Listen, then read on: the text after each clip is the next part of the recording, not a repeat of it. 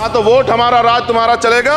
और आज हम कह रहे हैं ना ही वोट हमारा और नोट तुम्हारा चलेगा। ये कैसी विश्व की 5वीं अर्थव्यवस्था है जिसमें आज भी SC ST पे अत्याचार हो रहा है। अमीरों का 16 लाख करोड़ रुपए माफ हो सकता है, कॉर्पोरेट टैक्स का घटाकर लाखों करोड़ रुपए का चूना सरकारी खजाने को लगाया जा सकता है, पेट्रोल डीजल के दाम 10 गुना बढ़ा, एक्साइज ड्यूटी बढ़ाई जा सकती है, तो गरीबों को सरकार पैसा क्यों नहीं देती? सारे देश की संपत्ति को चंद अमीरों के हाथ में दे दिया गया है। ये कैसा विकसित भारत है जिसमें आज भी सफाई कर्मचारी को पक्की नौकरी नहीं मिल रही है और उसको गटर में उतरने के लिए मजबूर किया जा रहा है। 10 सालों में सरकार की नीतियों के कारण गरीब और गरीब हुआ और अमीर हुआ है, यानी गरीबों और अमीरों के बीच फासला बढ़ गया है। मोदी महोदय, पिछले 10 सालों में सरकार की नीतियों के कारण गरीब और गरीब हुआ और अमीर हुआ है, यानी गरीबों और अमीरों के बीच फासला बढ़ गया है।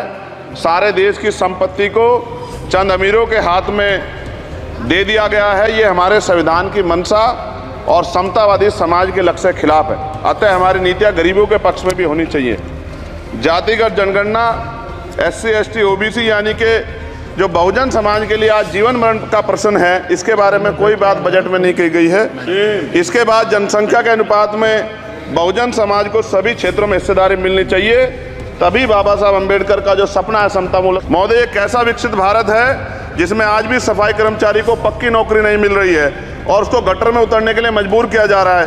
उनके लिए कोई अलग से बजट नहीं है, बजट बन सकता है अगर सरकार चाहे। SC ST को जो सब प्लान मिलता था, SPC का जो पैसा मिलता था, वो बजट से हटा दिया गया है। साथ साथ देश के स्तर पे आशा, आंगनबाड़ी, भोजन माता, ग्राम सेवक, PRD जवान, होमगार्डों के मानदेय में बढ़ोतरी नहीं हुई है। ऐसा कुछ भी नहीं दिख रहा है कि उनके जीवन में खुशहाली आ जाए। इनका मानदेय बढ़ना चाहिए।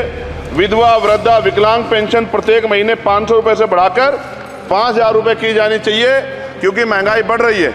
देश में प्रधानमंत्री जन कल्याण योजना के तहत SC ST OBC और मुस्लिम को कितने घर दिए गए, इसका कोई आंकड़ा सरकार के पास नहीं है। देश में इसी तरह SC ST OBC के लिए कितने परिवारों को शौचालय की व्यवस्था कराई गई।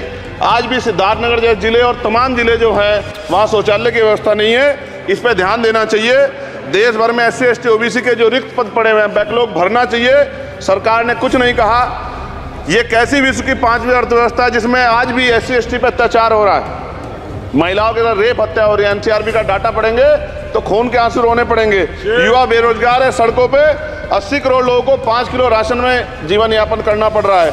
जो बजट SC ST को मिलता है, मेरे दाएं तरफ जो साथी बैठे उनको बुरा लगेगा, कर्नाटक में 14,732 करोड़ रुपए इन्होंने दूसरी योजना में लगा दिए और मध्य प्रदेश में आपने 95 करोड़ रुपए जो है दूसरे बजट में लगा दिए। हमारा जो मिलता है उसको तो मत छीनो भाई।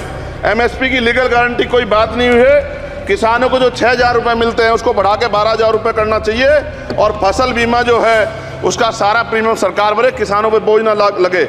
रिजर्वेशन प्रमोशन में लागू नहीं किया गया, पुरानी पेंशन को बहाल नहीं किया गया, इस पर चर्चा नहीं हुई। देश में मनरेगा समय न्यूनतम मजदूरी की दर 700 रुपये होनी चाहिए। समान काम समान वेतन पॉलिसी लागू होनी चाहिए। जो रसोई की चिंता करते हुए 500 रुपये प्रति सिलेंडर से ज़्यादा के दाम नहीं होने चाहिए, जो महिलाओं को राहत मिल सके। बिजली के दामों में भी कमी होनी चाहिए। बेरोजगार युवाओं को 5,000 रुपये भत्ता मिलना चाहिए, जो बेरोजगार युवा जो है अपनी पढ़ाई या अपना खर्चा उठा सके। मैं अपने क्षेत्र के विषय में महोदय आपसे कहना चाहता हूँ कि पश्चिम यूपी में नगीना में एक एम्स बनना चाहिए, एक IIT बननी चाहिए, एक IIM बनना चाहिए। नगीना लोकसभा में उद्योग धंधे लगने चाहिए। नगीना की कताई मिल जो है उसको पुनः शुरू कराना चाहिए। RRTC जो योजना है सरकार की, उसको मेरठ से आगे बढ़ाकर मुजफ्फरनगर, सहारनपुर से नजीबाबाद, नगीना होते हुए उसको नगीना तक ले जाना चाहिए। साथ साथ नजीबाबाद से मुंबई के लिए एक ट्रेन चलनी चाहिए और नगीना, श्योरा, किरतपुर में रेलवे के ओवरब्रिज बनने चाहिए। सभापति महोदय, सामाजिक न्याय मंत्रालय को 13,000 करोड़ रुपए दिए गए और जनजाति कार्य मंत्रालय को 13,000 करोड़ रुपए दिए, कुल 26,000 करोड़ रुपए। जो कुल बजट 48.20 लाख का लगभग 0.54% है, जबकि हमारी संख्या 25% से ज़्यादा SC ST की और बहुजन समाज की मिलाओगे तो 85% से ज़्यादा है।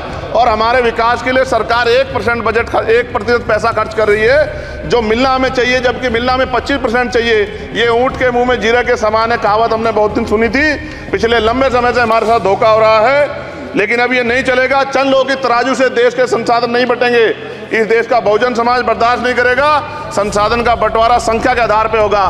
माननीय काशीराम साहब नारा लगाए थे, ना तो वोट हमारा राज तुम्हारा चलेगा, और आज हम कह रहे हैं ना ही वोट हमारा और नोट तुम्हारा चलेगा। इस बात का भी ध्यान जो है सरकारों को देना पड़ेगा।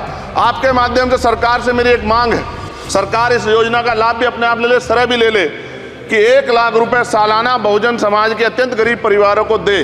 10 लाख करोड़ रुपए खर्च होंगे, लेकिन इस 1 लाख रुपए की योजना से एक झटके से एक परिवार में परिवार गरीबी की रेखा से ऊपर आएगा और इनके बच्चों को कुपोषण खत्म होगा, अच्छी शिक्षा मिलेगी, महिलाओं को सम्मानजनक जीवन मिलेगा और इससे वास्तव में सबका साथ सबका विकास का नारा सार्थक होगा। अगर प्रश्न ये होगा कहाँ से आएगा, तो उसका जवाब ये है कि जब अमीरों का 16 लाख करोड़ रुपए माफ हो सकता है, कॉर्पोरेट टैक्स का घटाकर लाखों करोड़ रुपए का चूना सरकारी खजाने को लगाया जा सकता है, पेट्रोल डीजल के दाम 10 गुना एक्साइज ड्यूटी बढ़ाई जा सकती है, तो गरीबों को सरकार पैसा क्यों नहीं दे सकती। महोदय, समय आ गया है, अब निजी क्षेत्रों में आरक्षण की व्यवस्था होनी चाहिए।